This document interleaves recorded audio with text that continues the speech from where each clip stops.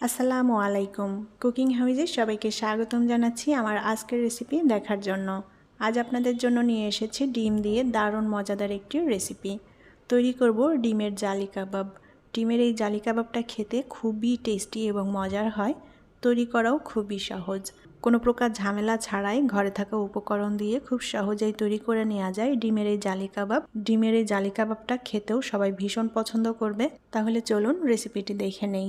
আমার চ্যানেলটি এখনও যদি সাবস্ক্রাইব না করে থাকেন তাহলে প্লিজ চ্যানেলটি সাবস্ক্রাইব করে নেবেন এবং পাশে থাকা বেল আইকনটি প্রেস করে রাখবেন। আমি এখানে ছোট সাইজের 5টা আলু এরকম পাতলা ফালি করে কেটে নিয়ে তারপরে সেদ্ধ করে নিয়েছি খুব ভালোভাবে। আর নিয়েছি 2টা সেদ্ধ ডিম।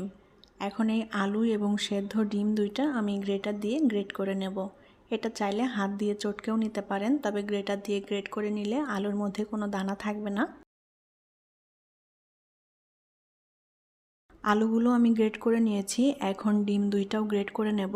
চাইলে হাত দিয়েও চটকে নিতে পারেন। হাত দিয়ে চটকালে ভালোভাবে মিহি করে চটকে নিতে হবে।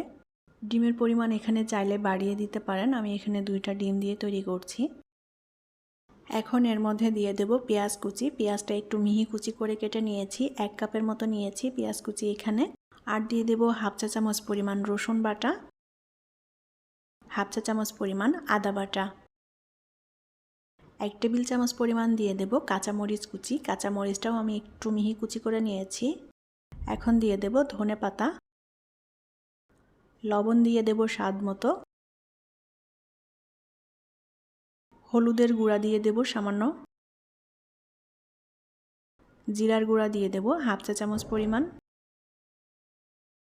ধনিয়ার গুঁড়া হাফ চা চামচ পরিমাণ, গোলমরিচের গুঁড়া দিয়ে দেব হাফ চা চামচের থেকে একটু কম পরিমাণে, শুকনা মরিচের গুঁড়া দিয়ে দেব হাফ চা চামচ পরিমাণ,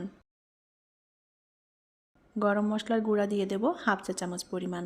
যে মশলাগুলো এখানে দিয়েছি সব কিছুই আমাদের ঘরে সবসময়ই থাকে। এখন হাত দিয়ে খুব ভালোভাবে মিশ্রণটা মেখে নেব।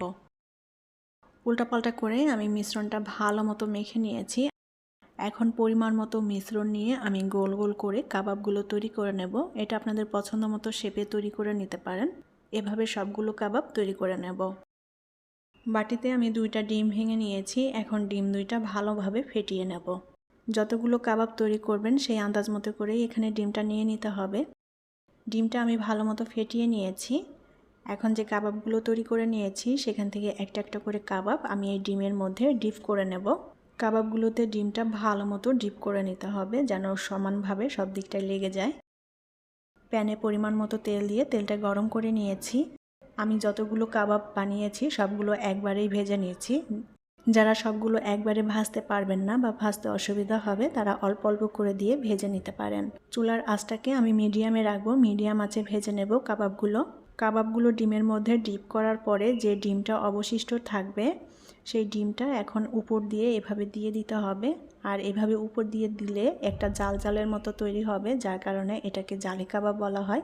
ফ্যাটানো ডিমটা এভাবে উপর দিয়ে ছড়িয়ে দিতে হবে। আমি আবারও বলছি, যারা একবারে সবগুলো ভাজতে পারবেন না তারা অল্প অল্প করে কাবাবগুলো ভেজে নেবেন। আমি একবারেই কিন্তু সবগুলো দিয়ে ভেজে নিচ্ছি।